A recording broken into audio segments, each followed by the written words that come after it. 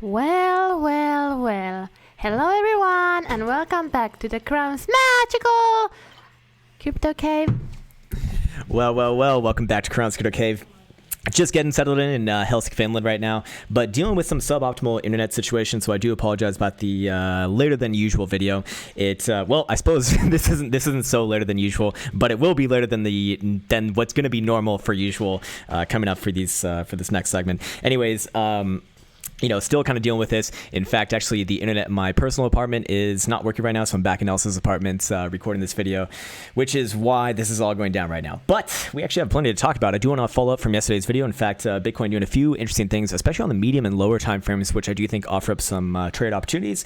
And what else do I want to talk about before I get into it? Oh yeah, with regards to the Krown trading application, which is coming out in beginning of November.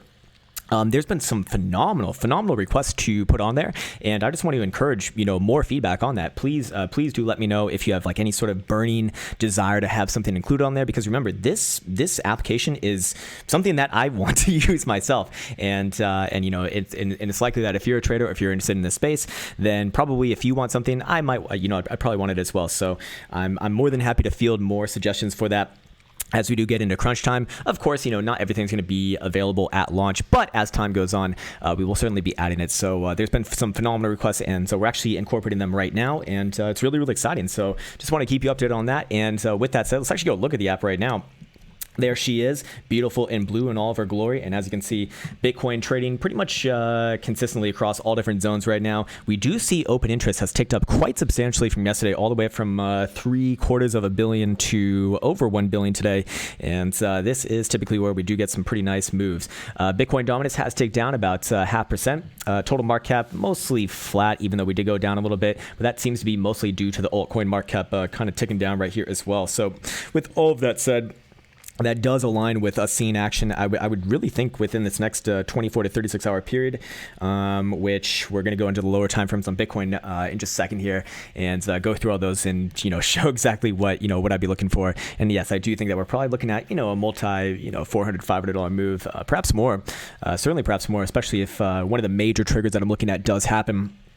So without further ado, I would like to wish you the best of the best, and also the happiest of the happiest on this very cold and gray Helsinki. Yeah, it's fucking freezing right now. Also screaming in the background. It is pretty fucking cold right now. It's just freezing my balls off walking over here.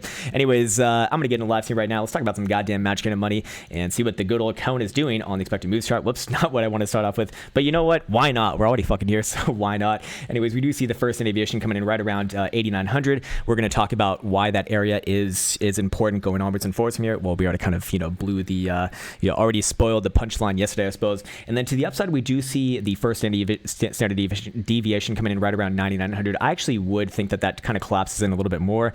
And just looking at the expected moves chart right here, it actually would align with a little bit more of downside pressure with regards to looking at this from a historical volatility historical volatility perspective. Anyways, let's get into the actual price action right here. The nice and beautiful, glorious dildos. And there she is, Bitcoin on the daily right now. In fact, actually, the 12-hour is really the one to be watching. But, I suppose you could say both the 12-hour and the daily have both the major macro areas that we want to be aware of. Anyways, daily, the major area that I'm looking at right now is the $8,900 to $9,000 region, exactly what we spoke about yesterday. And this area is very, very, very, very, very, very important, because not only is it the bottom of the first deviation for the expected moves, but also it does align with the 200 moving average right over here on the daily, actually taking a little bit above $9,000 right now. Which, as you can see, as long as Bitcoin remains above there, I don't have any major problems with price action. And actually, I would be biased to the upside as long as Bitcoin is above there. So let me explain this sort of mentality and also kind of expand on it, as we go along. But the idea here is that as long as we're above the 200 simple, we will get a fake out of a death cross and blow through it to the upside. So I'm actually going to put on the 50 moving average right here. It's going to be represented by this lighter greenish moving average, and that's going to start to curl around. And if both the 50 simple and the 200 simple get positive slopes, I'd say that is very, very unlikely that we actually do see a death cross play out. Now, technically, we are actually death cross as of right here, but with price action hanging out above here, it will inevitably get undone. Just it's a matter of time, right? So that's the thing, is as long as bulls hold above 9,000, or sorry, you could even make that a little bit lower towards 8,900, where the 50 where the 50 symbol is. we will do that. So that area is very, very important. But here's where the drama comes in. When we go over and look at CMEs, and CMEs, as everyone knows, because everyone's familiar with gaps now, because they've become like the biggest fucking meme in this market, which gaps are completely legitimate. It's just people talk about them in a very weird and bizarre way in this market. We do see a nice massive gap, a gaping hole coming in right around that 8,900-ish region. So it's encompassing that area that we're looking at from not only a historical volatility a historical volatility perspective, also a moving average perspective, also a structural perspective, and now you can see from CME basically a Bitcoin subsidiary offering up the same sort of look as well. So as long as we are above there, that's fine. We can come back down to there. That's completely fine as well. But as long as we're not closing higher time frame dildos or even 4-hour dildos below there, that is okay. That also does mean that we have a change of behavior once again if we do start closing 4-hour dildos below there. And let's just talk about the global macro right now for a second. And let me just make sure that I'm actually recording. Okay, we are recording. My microphone's working as well. And I think everything's going well over here. God damn, it'd be absolutely devastating to have this video just backfire on me. But as you can see right now, if Bitcoin were to go below 8,900, what would we then be looking at? Well, we'd be looking at essentially another lower high right here, and another lower high that is also kind of coming in line with just another retest of this trend line that we've been kind of been getting rejected from ever since June of this current year. So that is what's at stake right now. I do think that it's more likely that Bitcoin actually does come back down to test this area and fill the gap. That's completely normal. That's completely natural. Very I'd say quite likely. It wouldn't offer up any sort of major issues with looking at this. What does become problematic is when we start to break that area, because then we've put in structurally a lower high, we've confirmed a lower high, then we're also kind of back on the right side of the death cross if you are bearish, and structurally speaking, well, the next level I'll be looking at is right around 8,500. When while I do think that 8,500 would likely bounce things to the downside, bounce things back up, a little bit, I do think that ultimately, Bitcoin would likely be coming back down to the low $8,000 region, and then longer term you have to start looking at this as potential massive trap right here. But like I said, as long as we remain above this region right here, even if we come back down and test it, that is okay, and I would still remain bullish based off that. Let's go down to the lower time frames right now, as that's really where all of the action is going on, and Bitcoin is kind of flagging out right here, just stair stepping its way upwards and onwards. We do have a lower high on the 4-hour, which is more or less good, and we do have the golden cross on the 4-hour confirmed from yesterday. So nice, not bad, and we are above most major moving averages here, which is more or less fine again. So this is offering up a little bit of a different perspective. Could it be that Bitcoin actually does take off from here? Yeah, certainly could be. But I don't really see any sort of real threat towards the upside without breaking the range until we actually break above this area right here that I just drew in. There we go. And this chart that I'm working with right now, I did not make with the 4-hour in mind. So if you're wondering why these two horizontals coming in right here, that's from a daily area. If I were to do it on a 4-hour, I'd actually just simply do something like this. You can see some sort of like a pennant or flag forming with the 21 exponential moving average kind of governing price action to the downside. So I would be willing, if you are playing the short-term time frames, I don't think it actually works out like this. I do think that it's completely valid to be looking at this as a reaccumulation formation right here, as long as we hold up above the yellow 21 exponential moving average. And that also means though that the second that we break it, which would also be in confluence with breaking this rising trend line right here, very, very likely that we'd come all the way down and at the very least test around 88 to 8,900. Or sorry, about around 8,900 is what I'll refer to it as, which again, that's not a death sentence. Even if we do come down there, it's only very problematic, more long term, if we start to break that area. As right now, everyone's very excited and gung ho once again, and for good reason. Bitcoin had a $3,000 rally, gave up about 25% of it, and now holding its own. But here's the thing, man, this rally, very, very interesting, right? As a lot of people would probably attribute it to the China news, right? Which I have a hard time believing that's China getting into or talking about blockchain to begin with. Sorry, let me actually explain the situation.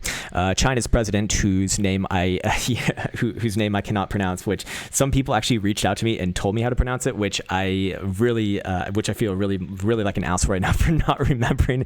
But I'll just say the Chinese president, and he came out and said that they're basically going all in on blockchain. Well, first off, blockchain, as Bitcoiners we'll look at blockchain and Bitcoin as synonymous, right? But in the way that I think no coiners or people who are just kind of on the outskirts of this whole sphere, they probably see it a little bit differently. That doesn't necessarily mean that they're like in love with Bitcoin. In fact, Chinese government even came out with like a ranking of cryptocurrencies, and I think they had Bitcoin at like number 11 or 13, which kind of like speaks to their overall thoughts on it. I would imagine they're probably not so thrilled about the censorship resistance on Bitcoin and all that good stuff. And in fact, they did read. Funnily enough, they rated EOS the highest, and then I think there's another kind of surprising one up there as well. So yeah, I'm not necessarily sure that they're the arbiters of truth and altruism in this market, but fair enough. My point is that people will look at that news or quote unquote news as the reason why, right? And at the end of the day, I'm very skeptical of something like that. The way that I understand Marx, the way that I've seen Marx works, news is kind of neutral in a sense. People could look at that piece of news as both bullish and bearish. You could look at it as bullish because, well, China's in blockchain, so that just means that we're one step closer to acceptance, massive country, and blah blah blah blah. You could also look at it as China's an incredibly authoritarian regime who puts their own people in fucking re-education camps, which are pretty much just a nice name for a concentration camp. And you can read all sorts of absolutely just horrifying stories that would make your stomach fucking sick, or at least they have mine over the last week, and it's really not a laughing matter. I mean, like I truly mean that. Like reading some of these stories, like have truly disturbed me, and I think that I've seen a lot of pretty fucked up things in my life to begin with, but that was enlightening. So if you want to if you want to educate yourself on that, a Google search is your best friend. I won't be talking about it too much, but yeah. Anyways. My point is that when talking about news, it's always subjective. You can argue both sides, right? I don't think that one of the world's most, authoritarian and in some ways oppressive governments is, kind of adopting this sort of thing is the best thing of all time. But hey, I'm willing to just watch this one. As far as trading goes right now, I'm slightly long. I'm not really long, but I have like such a small position it shouldn't even count. Mainly the one that I kind of held from a leftover after we took out 7,800 to the upside here. I got rid of most of that position right around 8,600, 8,700, which I'm quite happy with. But again, right now my priorities are with moving and getting set up and everything situated so I can get back to full steam ahead. What is it? Hopefully by this weekend or beginning of next week is what I'm thinking, as all my stuff arrives relatively soon. Anyways, so lower time frames are shaping up to be something like this. So I don't really see any sort of major threat of upside until we actually break back above, at the very least, this local high right here, right around 9750-ish region, which was a little bit of a swing failure pattern. As you can see, that we made a slightly higher high above this guy right here. I'm sure a lot of people got long off that and then immediately got rejected, forming this nice trend line and coming back in line with kind of like our lows coming in from this structure from August, September region, which for whatever reason is not populated in the charts right now. There we go.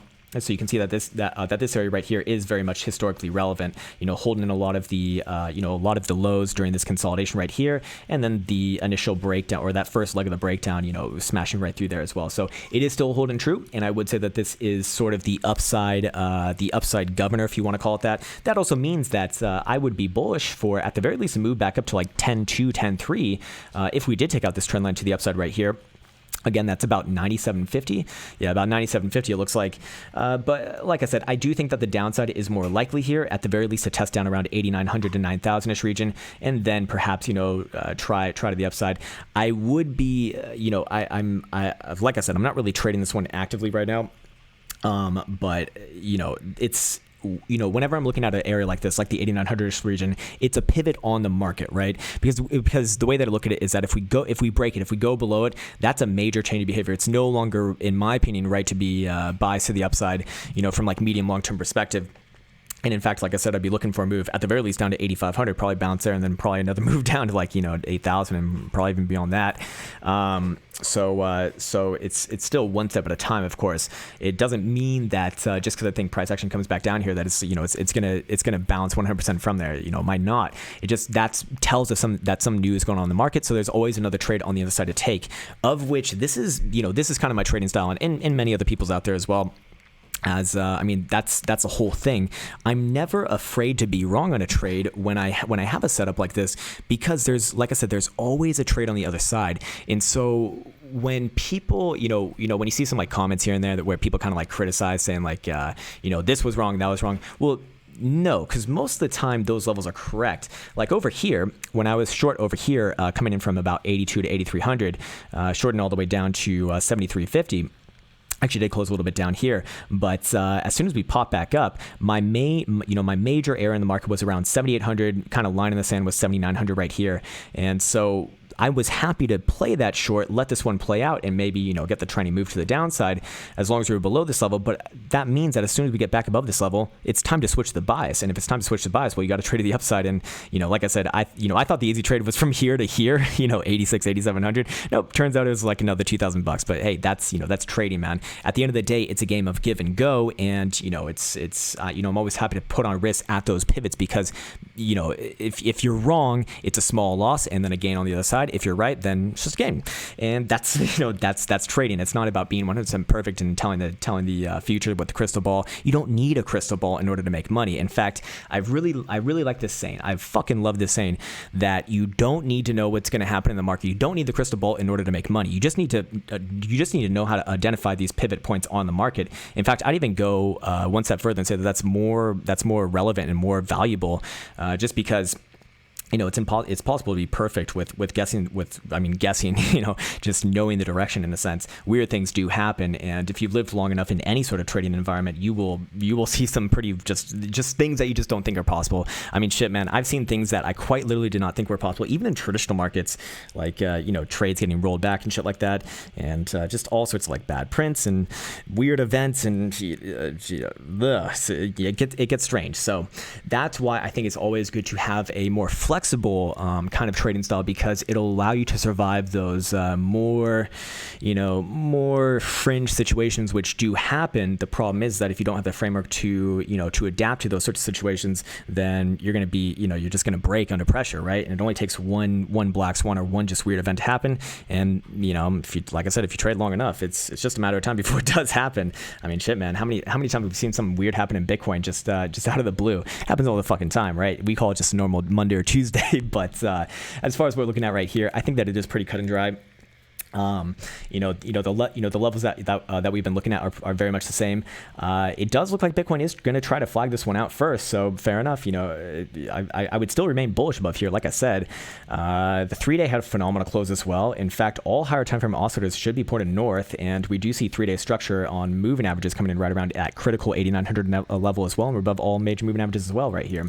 Not only that, but volume is indicative of a little bit of a change in behavior. We do see 3-day Stokes pointed upwards and onwards, coming in from the same area that we've seen call a lot of major macro lows, not even macro lows, but like major lows in the past. To give an example, the last few times that we've come down into this region, we're back, basically on the low of 3,100 right here in December of this past year, although we were a little bit lower than where we are right now. The time before that was, precipitating this rally right here. So this is, $1,500 rally. Time before that was this rally right here, another $3,000 rally, $2,000 rally. This guy right here, again, about $3,000 rally. And then the 6,000 low right here for a $6,000 rally, a 2x. And then if you want to go further back, we can do that. But similar results if you want to take my word for it. If not, well, you're free to do it yourself. And overall, looking at the 3-day, I'm supposed to be bullish by looking at the 3-day. Look at the volume on this massive girthy green little right here, back above all major moving averages. To me, this looks like the 200 exponential moving average got front run to the downside, which was essentially my target to the downside, or the top end of the targeted area. Which fair enough. That's the art and technical analysis. It's like, I was looking a little bit lower, but that's when we're talking about big numbers, what's the difference between 70? How low did we get here? Got down to 72.93. What's the difference between 72.93 and 7,100? Well, obviously a few bucks, but on the macro, you're not gonna really interpret it as such. As you can see, it's kind of like overlaid in there. Anyways, going through let's actually check out 3-day RSI. 3-day RSI is maintaining above the bearish control zone for the first time in a little bit over a month. Then let's also check out the 2-day as well. Here's how that one's looking. 2-day Stokes getting a little bit more powerful here. We are going to be in contact with this trend line coming up, likely on the next tick. That's going to be defending the edge of the bearish control zone. So bears are going to want to see this act as resistance and push it back down. Bulls are going to want to see it just blast on through here. And if it does blast on through here, that's going to be your next big.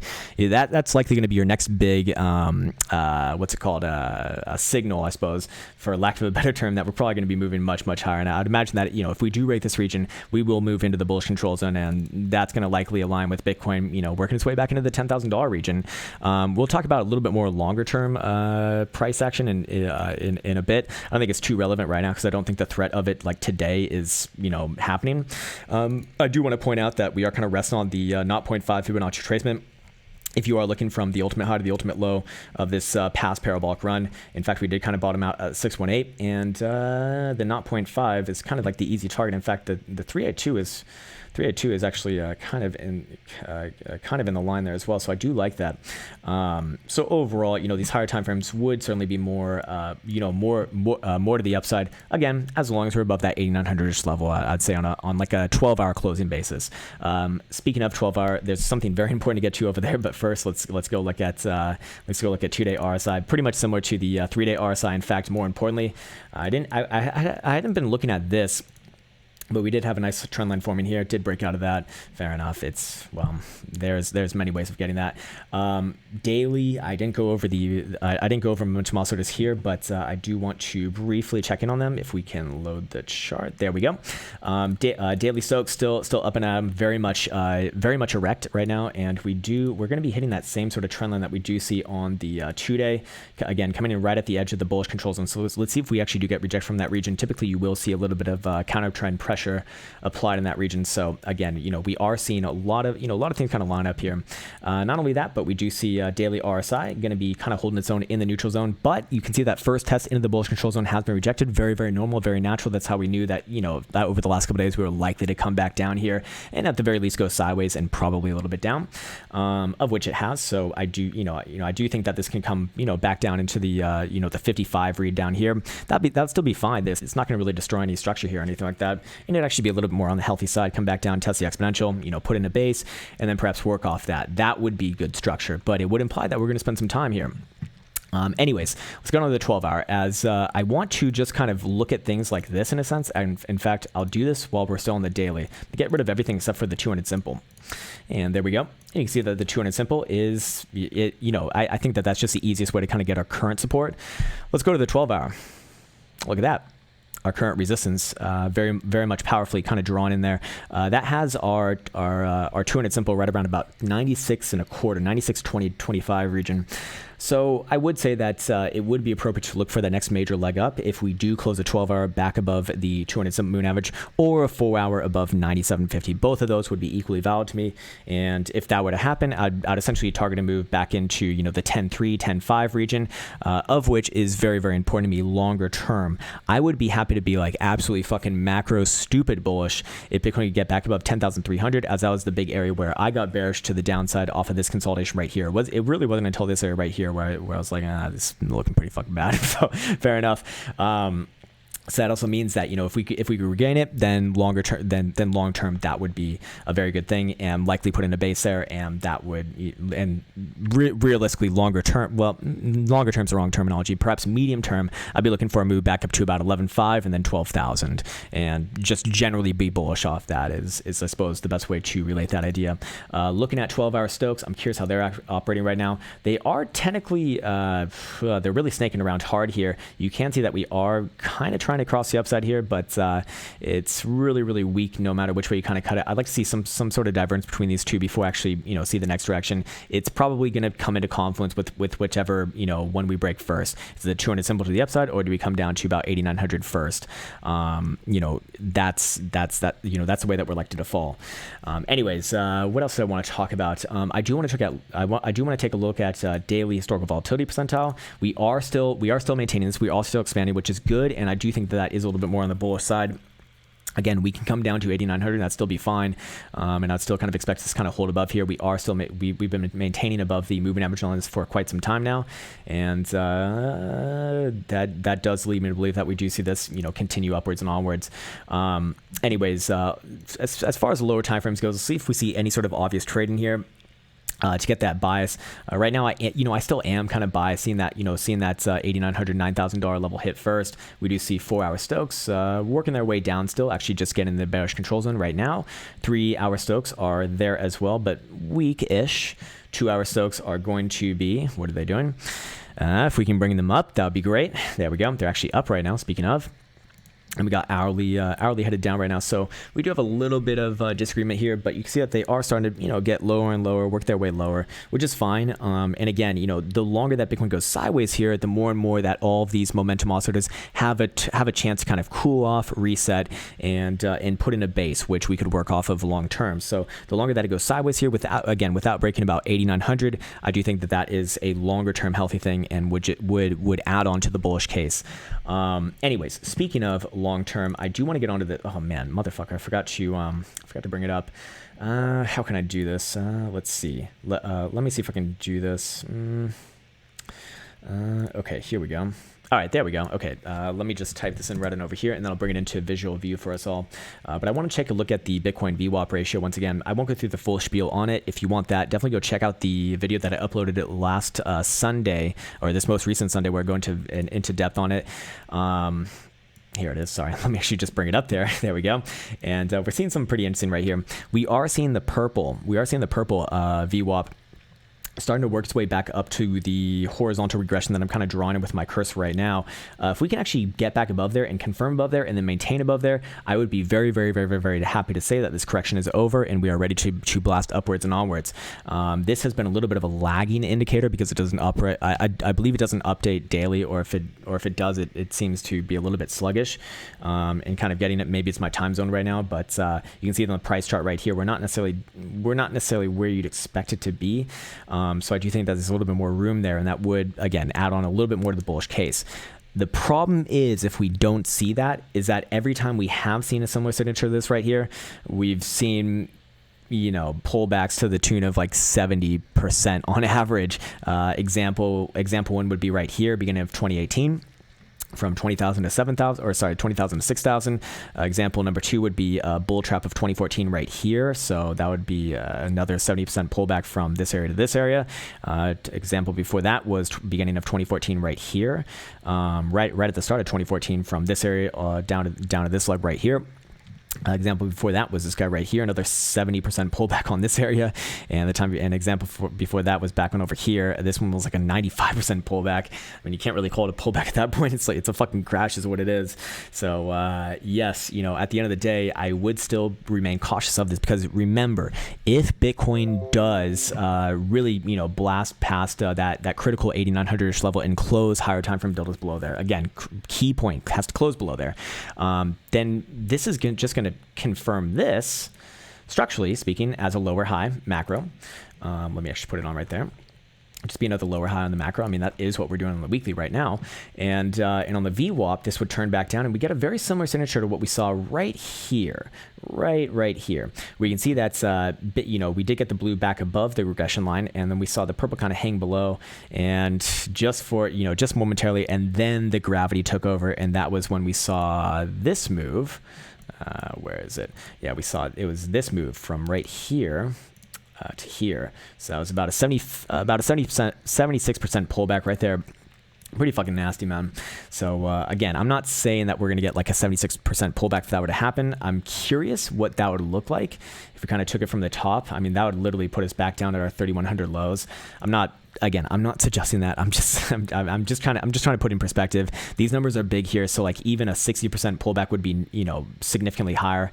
That would be right around 5,500, which you could kind of see the 200 simple is going to be working its way up there as well. Just give an idea of what we're looking at there. And for reference, we're already kind of at like a 50% pullback. It looks like, yeah, about 48%, a little bit under 48%. So it's all within reason is what I'm trying to show. Anyways, let me get rid of this window right there. Let me get rid of that window right there. Okay, cool. What else did we want to talk about where we are here? Let's put on all these major moving averages. I'm curious if we do see any other relevant crosses. Going back into our Mexican chart. And let's go down to a very low time frame. I haven't even looked at like an hourly recently. A little bit of a crack trade of time frame right here, but I know that people do love this sort of thing. I'm curious if there's any sort of obvious things that I've been missing. Again, this is pretty much my first look at charts today, as I've been internetless for the last like 24 hours, which is incredibly frightening. It's like really fucking frightening. Yeah, it looks to me like it is trying to flag out here. Again, I would be cautious. I do think that it's quite likely that we do get that test down to about 8,900-ish region, maybe 9,000, something like that. And hopefully for the bulls, it does hold.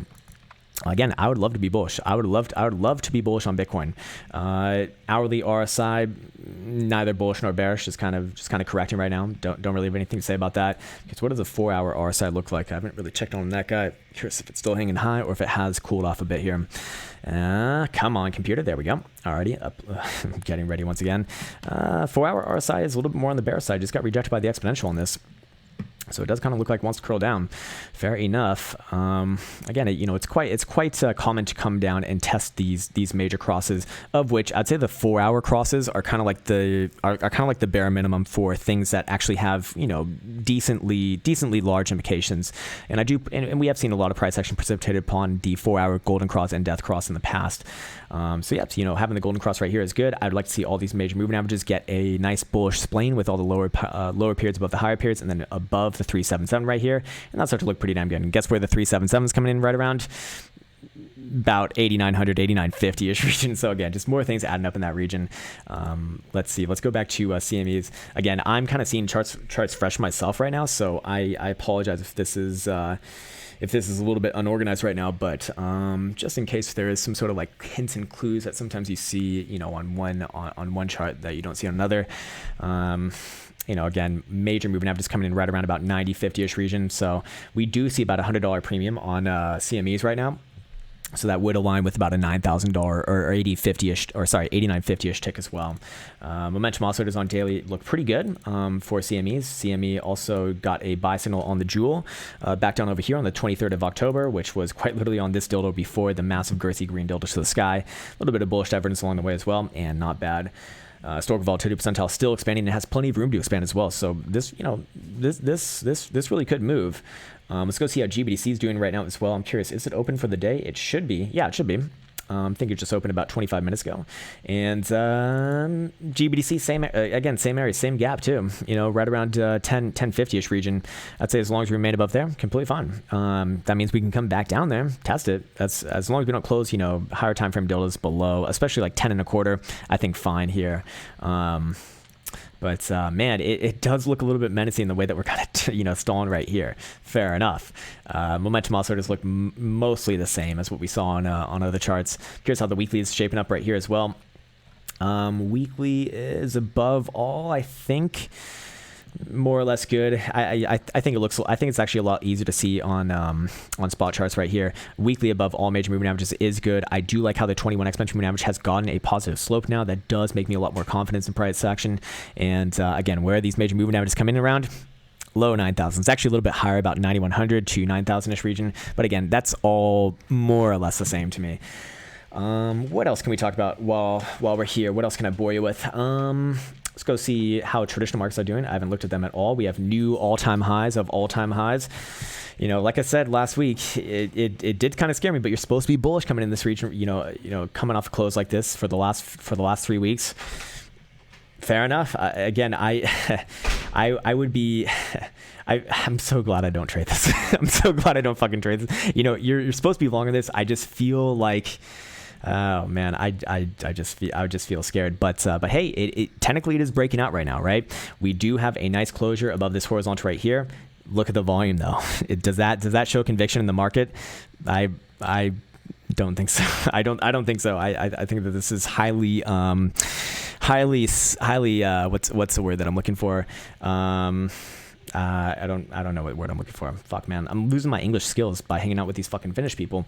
Anyways, it's not like I had any English skills to begin with, man. I can barely formulate a complete sentence without swearing.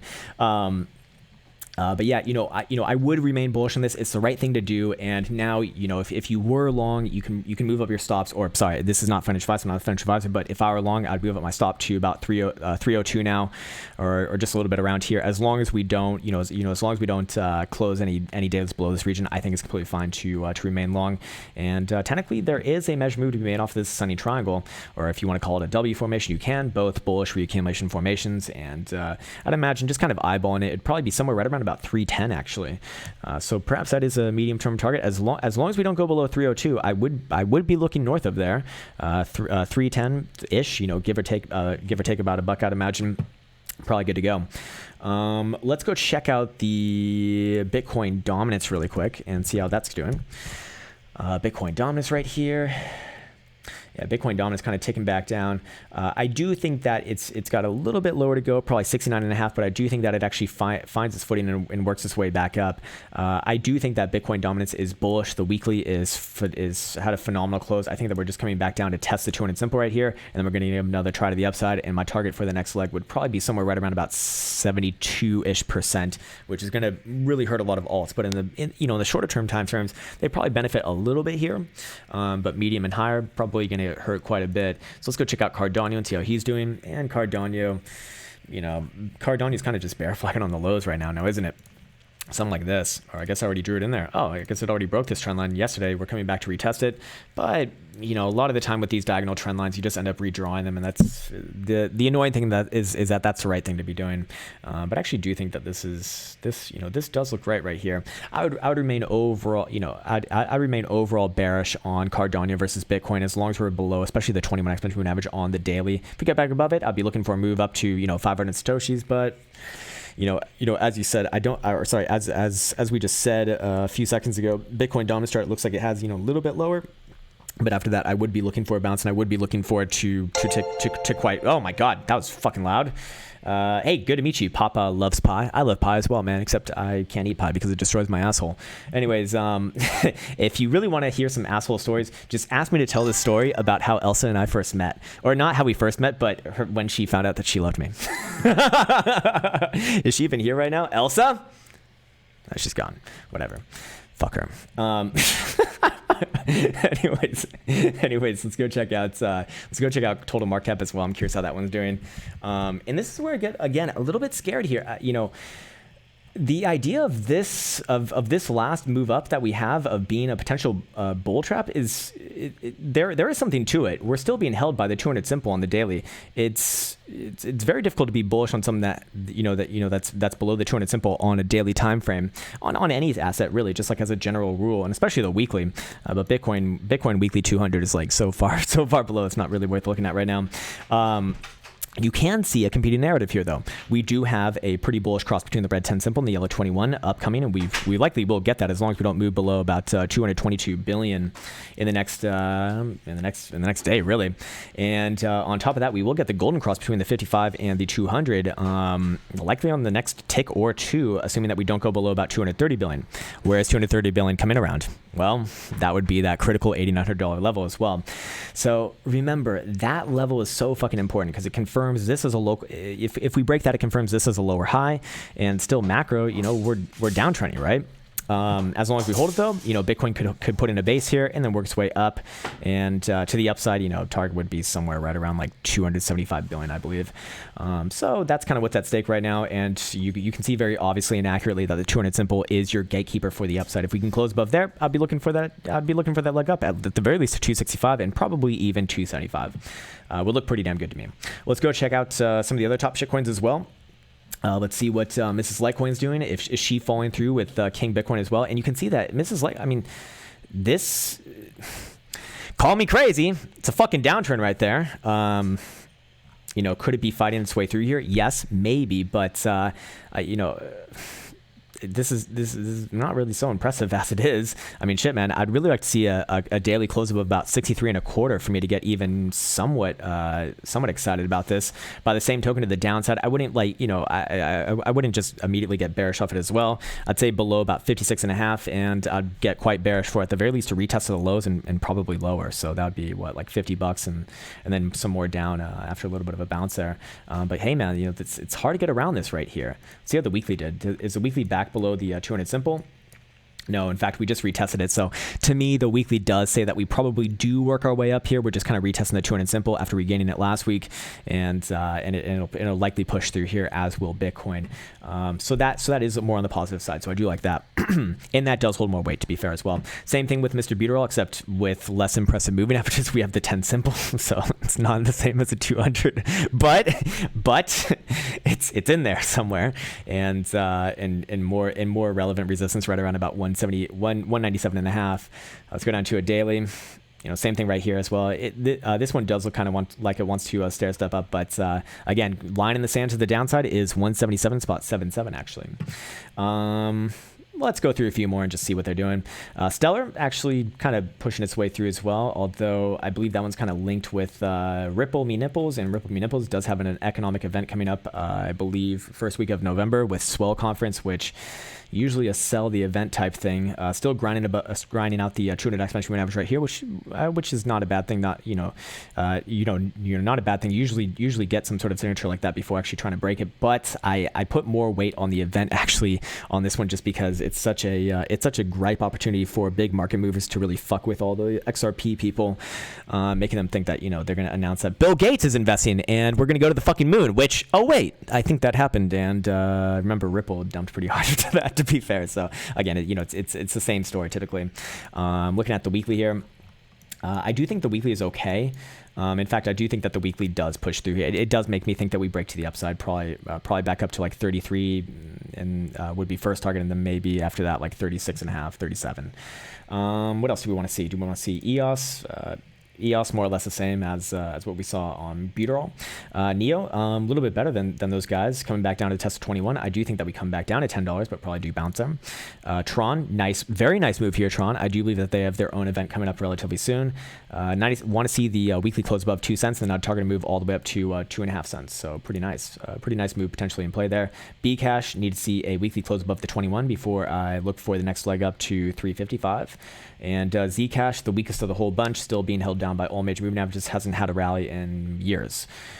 Pretty nasty. Anyways, back on to Bitcoin to wrap it up. Lower time frames, kind of trying to flag out, or if you want to call it a ascending triangle, you can call it that as well. Whatever you want to call it. Nice little reaccumulation formation on the lower time frames as major moving averages do switch around to a bullish posturing. However, absolutely critical with the lower time frames. If we do break this level right here, 9250, I do believe that we will come down at the very least and test around 8,900 to 9,000-ish region. That's not a death sentence. What would be problematic is if we break 8,900 to the downside. Then I look for a very quick move down to about 8,500, and then very likely after a small bounce there, I'd be looking for a move back down to 8,000, and that's going to start to look really nasty. We'll get to that if that does happen. The other things that I'm looking at is, we're kind of holding this area right here. Could it be that we're making an ascending triangle? Yes. Is there a measured move to be made off of the ascending triangle? If we do complete it, there certainly is. It would point all the way up to about 10.4. Yeah, about 10.4, 10.5 region, actually in line with our upper trend line up here. So perhaps give another test to the upside right here. Completely fine. Nice. And that's really welcome. But I do need to see a 4-hour total close back above 97.50, we'll call it. So yeah, that's what I'm looking at right now. We'll kind of take it one step at a time. Of course, the upside is a lot more exciting than the downside, especially in this territory right here, because we really do have a chance to do some pretty interesting things, especially coming into the monthly total close. Remember, it's just a few days away now. With the monthly right here, and I'll kind of just leave you off with this. If the monthly closes, especially anywhere above 9,500, that would be phenomenally bullish to me. I mean, we just had a bullish cross the red 10 simple and the yellow 21 right here, very similar to what we saw in April 2016. That was before about a 5,000% move to the upside from 350 to 20,000 bucks. And I'm not necessarily saying that we're going to have another 5,000% move up here, but I do think that as you know, if we can get divergences between the 10 simple and the yellow 21, that would tell us that the trend is ready to strengthen to the upside. So I do like that. Anyways, I'll leave you off with that. I do want to wish you a nice and happy and peaceful and profitable, what is it, Tuesday? Yeah, hey, have a nice Tuesday. It's already dark here. It's like 5 or 4 4 in the afternoon. It's the great north, man. I'm living with the fucking elves right now. Anyways, I'll try to be as responsive on Discord as I can. I'm trying to work my way through all the messages as diligently as possible. It's a process right now, and like I said, I am moving and I am dealing with not even internet in my own apartment, which is just fucking annoying. So yeah, I promise I will get to you. It might take a little bit of time, and if I don't get to you in what you think is like a timely manner, feel free to ping me again. And it could be sometimes that messages get lost in the ether of Discord. Please do not message me on email, because email is just impossible to keep track of, and I don't really follow it to begin with, and it's just a lot easier to do on Discord. So again, I do want to wish you a nice and happy day. Take care, and until next time.